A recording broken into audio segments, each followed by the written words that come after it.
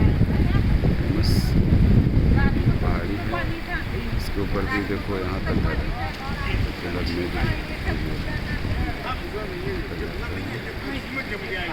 उसके नीचे तो रहते ही हैं।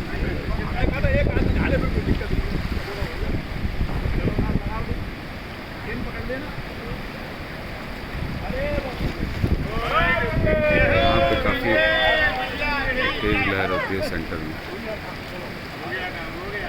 साइड में उतना नहीं है, सेंटर काफ़ी स्पीड करंट।